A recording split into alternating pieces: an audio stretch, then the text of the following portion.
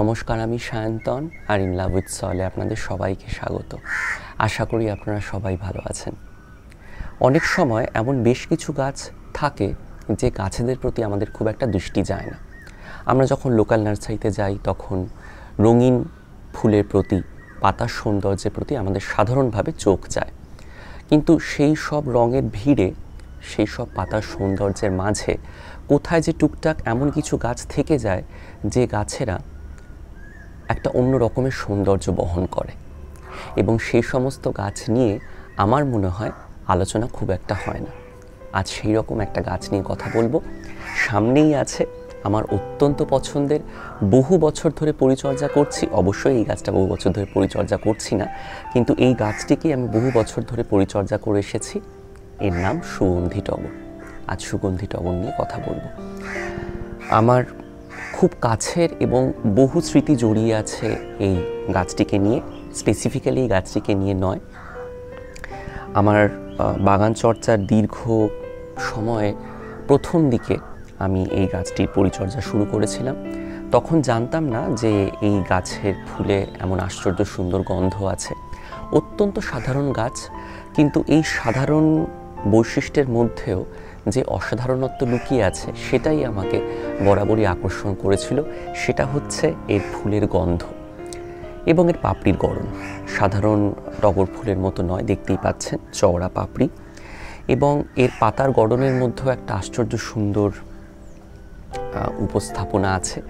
এবং গাছটি যখন বড় হয়ে ওঠে, যখন আস্তে আস্তে বয়স্ক হয়, তখন গাছের পাতা এবং ফুল সব কিছুর সঙ্গে একটা এত সুন্দর মাধুর্য মিশে থাকে, বা একটা এমন মাধুর্য তৈরি করে গাছটি যে স্বভাবতই আপনি যদি কোনো সাধারণ জিনিসের প্রতি আকর্ষণ বোধ করেন বা মিনিমালিস্টিক কোনো কিছুর প্রতি যদি আপনাদের আকর্ষণ থাকে, তাহলে আমার মনে হয় এই গাছ অবশ্যই আপনাদের চোখ এড়াবে না। এই সুগন্ধি টগরের আলাদা নাম আমি জানি না। আমি সুগন্ধি টগর বলি তার কারণ এর গন্ধই আমাকে প্রথমবার এর সামনে নিয়ে গিয়ে দাঁড় করিয়েছিল বহু বছর আগে। তখন হয়তো আমি কলেজ বা ইউনিভার্সিটিতে পড়ি, বা তারও আগে হয়তো হবে। আমি লোকাল নার্সারি থেকে সংগ্রহ করেছিলাম। গাছটি বহু বছর আমাদের সঙ্গে ছিল, প্রায় 7 থেকে 8 বছর, এবং তারপর একটা দুর্ঘটনায় গাছের অর্ধেক ডাল ভেঙে যায় এবং তারপর থেকে গাছটি আর খুব একটা বাড়ে না, এবং আস্তে আস্তে গাছটি মারা যায়। তারপরে আমি গাছটি নিয়ে আসি এবং সেই গাছটি আমি বাঁচাতে পারিনি। কেন বাঁচাতে পারিনি সে বিষয়ে পরে কথা বলছি। তারপর এবছর আমি আবার গাছটি পাই এবং একটি ভালো শেপের গাছ পাই। ভালো গড়নের গাছের কথা কেন বলছি সেটাও আমি একটু পরে আপনাদের সঙ্গে ভাগ করে নেব। তো যাই হোক, এই গাছটির প্রতি আমার একটা অদ্ভুত আকর্ষণ আছে। বহুদিনের স্মৃতি জড়ানো গাছ, তো সেই জন্যই হয়তো আকর্ষণ আরও বেশি। গাছটি কিন্তু আশ্চর্য সুন্দর, আর সাধারণ আর 5টা টগর গাছের মতো নয়। আপনারা নিশ্চয়ই দেখতে পাচ্ছেন যে এই টগর গাছের একটা অদ্ভুত বৈশিষ্ট্য হচ্ছে এর ডালের যে পর্বগুলো আছে সেখান থেকে একটা করে লম্বা ডাল বেরোয় এবং তার মধ্যে মঞ্জরি হয়, এবং সেই মঞ্জরিতে থোলোয় থোলে ফুলগুলো ফুটে থাকে, এবং মঞ্জরিগুলি ফুলের ভারে অনেক সময় নেমে যায়। বিশেষ করে যখন বৃষ্টি আসে, বর্ষায় যখন বৃষ্টি পড়ে, তখন এই গাছের মঞ্জরিগুলো বা ফুলের মঞ্জরিগুলো নিচের দিকে ঝুঁকে পড়ে, এবং সেটা একটা আশ্চর্য সুন্দর উপস্থাপনা আমাদের সামনে নিয়ে আসে। এবং এই গাছটির পুরো গড়নের মধ্যে খুব সাবলীল একটা সৌন্দর্য আছে, খুব বুনো একটা সৌন্দর্য আছে। আর 5টা টগর গাছের মতোই আপনারা বলতে পারেন, কিন্তু আর 5টা টগর গাছের ফুলেরা যেরকম সোজা হয়ে উপর দিকে উঠে থাকে, এটা কিন্তু সেরকম হয় না। দেখতেই পাচ্ছেন নিচের দিকে ঝুঁকে যায়। এবারে সার্বিক পরিচর্যা নিয়ে কথা বলবো। প্রথমেই আমি বলতে চাইব আলোর কথা। এই গাছটি কিন্তু বেশ ভার্সেটাইল।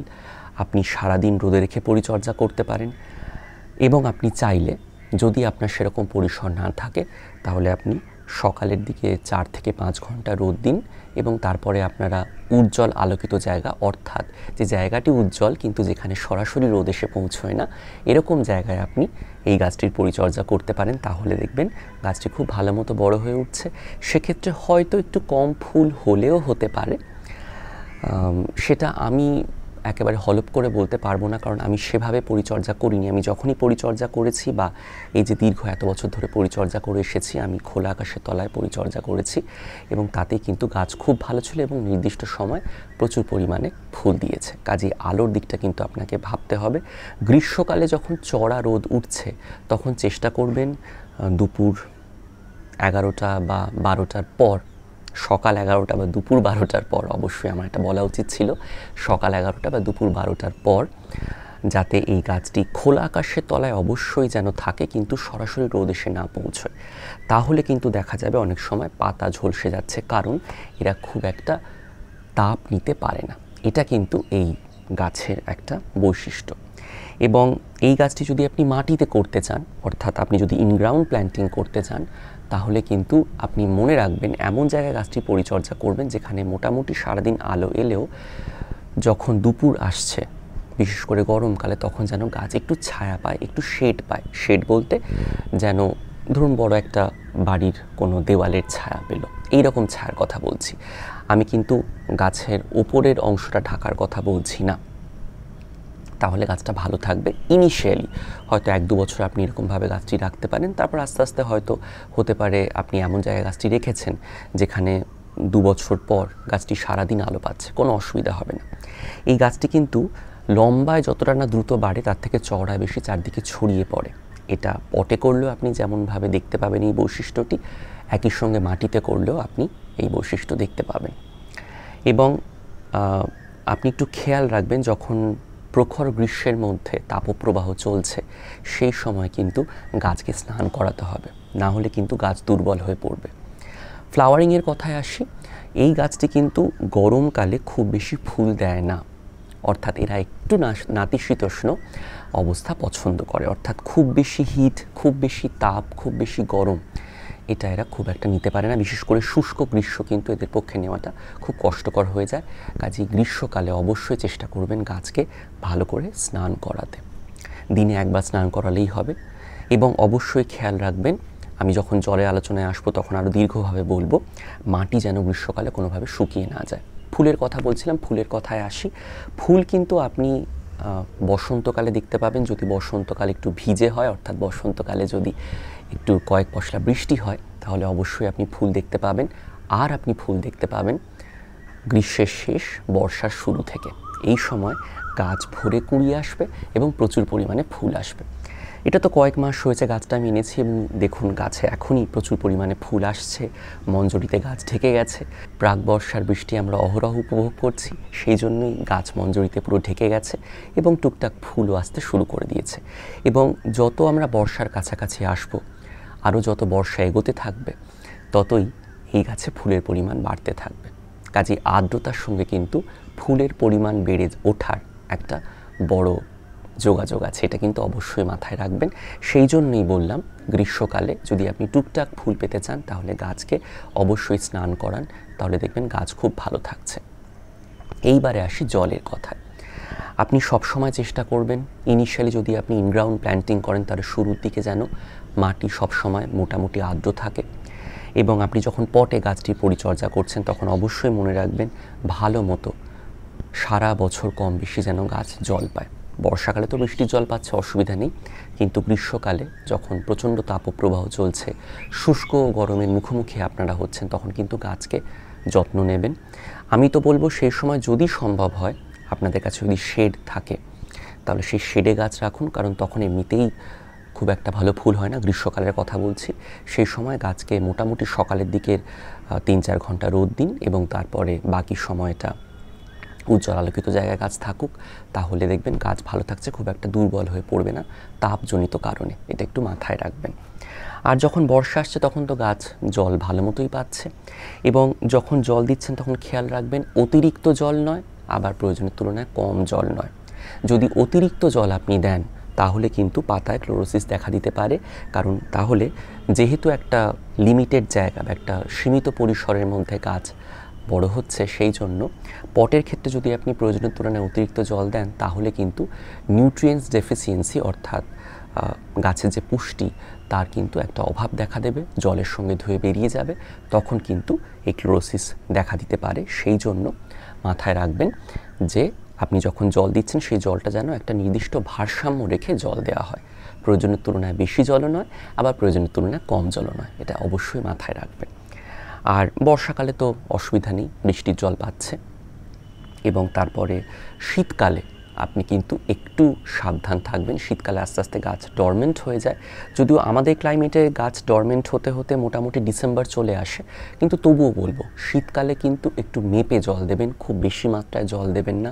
কারণ এই গাছে যদি আপনি শীতকালে প্রয়োজনের তুলনায় বেশি জল দেন তাহলে কিন্তু রুট রট হওয়ার একটা সম্ভাবনা থাকে, কারণ গাছ কিন্তু একটু বিশ্রামের দিকে এগোয়। শীতকালে ঠান্ডা পড়তে শুরু করলে গাছে খুব একটা ফুল আসে না এবং গাছের গ্রোথ খুব একটা থাকে না।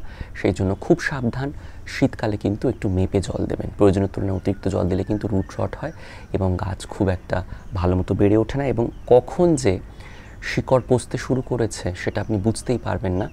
গাছ যখন তার ক্লান্তির চিহ্নগুলো আপনার সামনে নিয়ে আসবে ততক্ষণ অনেক দেরি হয়ে যাবে। কাজেই অবশ্যই জলটা কিন্তু শীতের দিকে বুঝে সুঝে দেবেন। পরবর্তী পয়েন্টের কথায় আসি। জলের আলোচনার পরেই যে বিষয়টা আমার অত্যন্ত গুরুত্বপূর্ণ বলে মনে হয় সেটা হচ্ছে মাটির মিশ্রণ কেমন হওয়া উচিত এই গাছের ক্ষেত্রে। বিশেষ করে আমরা যখন কন্টেনার বা পটে এই গাছটির পরিচর্যা করছি। দেখুন, এই গাছটি একটু ঝুড়ো মাটি পছন্দ করে। এরা কিন্তু আর 5টা টগর গাছের মতো নয় যে আপনি মাটিতে বসিয়ে দিলেন আর গাছ তত্ত্বরিয়ে বেড়ে গেল। হ্যাঁ, মাটিতে যখন আপনি বসাচ্ছেন অবশ্যই গাছ বাড়বে, যদিও বুনো টগরের মতো বা আমরা আমাদের চারপাশে যে টগর দেখে থাকি সেই রকম টগরের মতো খুব দ্রুত বিরাট বড় হয়ে উঠবে না, কিন্তু বড় হবে। আমি তো একটু আগেই বললাম লম্বায় যতটা না এরা ছড়ায় চারদিকে বেশি ছড়িয়ে যায়। এবং আপনি যখন পটে এই গাছটির পরিচর্যা করছেন তখন কিন্তু একটু বুঝে মাটি তৈরি করবেন। আপনি সমান পরিমাণে পারলাইট, ভার্মি কম্পোস্ট আর গার্ডেন সয়েল ব্যবহার করতে পারেন। পারলাইটের বদলে আপনি বালি ব্যবহার করতে পারেন, কোনো সমস্যা নেই। তবে আমার মনে হয় একটু পারলাইট ব্যবহার করলে মাটির মধ্যে একটু গ্যাপ থাকবে, ভালো এয়ার সার্কুলেশন হবে, তাতে কিন্তু গাছ খুব ভালো মতো বড় হয়ে ওঠে।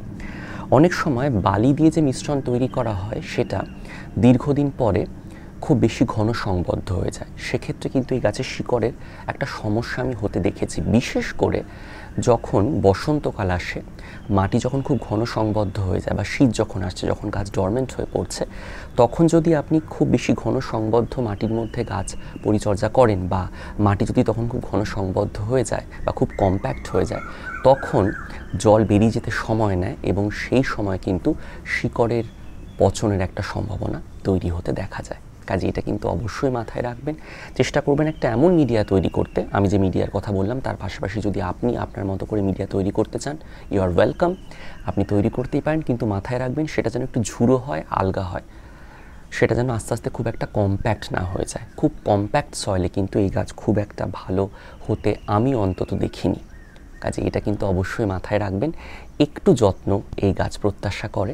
এরা যদিও খুব একটা চিৎকার করে এদের উপস্থাপনা বা এদের উপস্থিতিকে জানান দেয় না, কিন্তু তার পাশাপাশি এটা আমাদের মনে রাখতেই হবে যে চুপচাপ থাকলেও এরও কিছু দাবি আছে এবং সেই দাবিগুলো কিন্তু অবশ্যই আমাদের মিটিয়ে নেওয়া উচিত, এবং মিটিয়ে নিতে পারলেই এরা আপনাকে এরকম অসাধারণ ফুল উপহার দেবে। পরবর্তী পয়েন্টের কথায় আসি। এবার সারের কথা বলবো। আমি এই গাছটিকে কখনোই খুব একটা রাসায়নিক সার দিয়ে পরিচর্যা করিনি, স্পেসিফিক্যালি এই গাছটিকেও করিনি এবং আমার আগের গাছটিকেও করিনি। আমি তখন রাসায়নিক সার ব্যবহারের বিধিও জানতাম না আমি যখন আগের গাছটির পরিচর্যা করেছি, কাজেই রাসায়নিক সার ব্যবহার করার কোনো প্রশ্নই ওঠে না।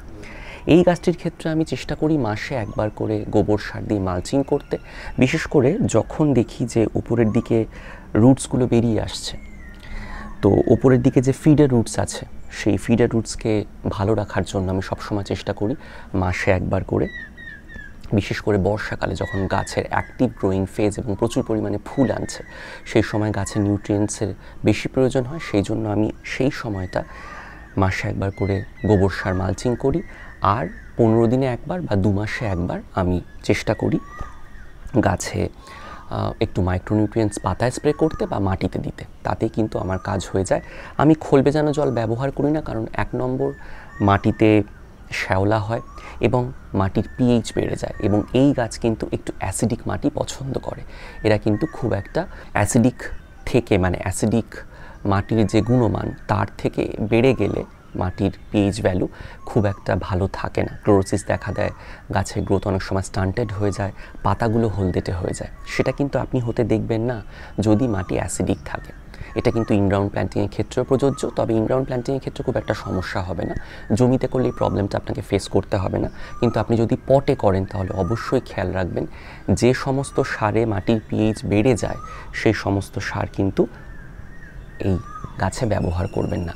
মাটির আলোচনার ক্ষেত্রে আমার মনে হয় পিএইচের আলোচনাটা করে নেওয়া উচিত ছিল, যাই হোক আমি এখন বলে নিলাম। কাজে এটা কিন্তু অবশ্যই মাথায় রাখবেন, আপনি চেষ্টা করবেন এমন কোনো সার ব্যবহার না করতে যে সার ব্যবহার করলে এর মাটির পিএইচ ভ্যালু বেড়ে যাচ্ছে। মাটিকে একটু অ্যাসিডিক রাখবেন, তাহলে দেখবেন গাছ খুব ভালো থাকছে, প্রচুর পরিমাণে ফুল আসছে এবং গাছে কোনো ক্লোরোসিসের সমস্যা হচ্ছে না, পাতাও হলদেটে হয়ে যাচ্ছে না। এই গাছের দুটি সমস্যা মূলত আমি হতে দেখেছি, এক ক্লোরোসিসের সমস্যা, যেটা নিয়ে আমি কথা বললাম একটু আগে, আর 2 নম্বর হচ্ছে পাতায় ছত্রাকের আক্রমণ, বিশেষ করে বর্ষাকালে। এখানে বোধহয় একটা উদাহরণ আমি আপনাদের দেখাতে পারবো। দেখুন এই পাতাটা কীরকম কালচে হয়ে গেছে মাথার কাছে। এটা কিন্তু আপনি অন্যান্য টগরের ক্ষেত্রে খুব একটা হতে দেখবেন না, বা হয়তো টুকটাক হলেও হতে পারে। এই টগরের ক্ষেত্রে কিন্তু এই সমস্যাটা খুব বেশি হতে দেখা যায়। পাতায় ব্ল্যাক স্পট টুকটাক হতে দেখা যায় যখন অতিরিক্ত বৃষ্টি হচ্ছে, সেই সময় এই সমস্যাটা দেখা যায়। কাজে এই গাছটি কিন্তু ছত্রাকের দ্বারা খুব সহজেই আক্রান্ত হয়, খুব সহজে না বললেও আক্রান্ত হওয়ার একটা প্রবণতা আমি হতে দেখেছি। সেক্ষেত্রে আমি বলবো টানা বৃষ্টির পর অবশ্যই চেষ্টা করবেন কোনো ফাঙ্গিসাইড ব্যবহার করতে, তাতেই মোটামুটি গাছ ভালো থাকে, খুব একটা সমস্যা হয় না। ফাঙ্গিসাইড খুব ঘন ঘন ব্যবহার করার দরকার নেই, আপনি মাসে একবার ব্যবহার করলে যথেষ্ট। বা টানা ধরুন ডিপ্রেশনের জন্য, নিম্নচাপের জন্য 3-4 দিন বৃষ্টি হচ্ছে, তারপর আপনি ফাঙ্গিসাইড ব্যবহার করুন, দেখবেন গাছের পাতায় খুব একটা আর সমস্যা হচ্ছে না। এবং হাতের কাছে একটু কিলেটেড আয়রন রেখে দিন বা চিলেটেড আয়রন রেখে দিন।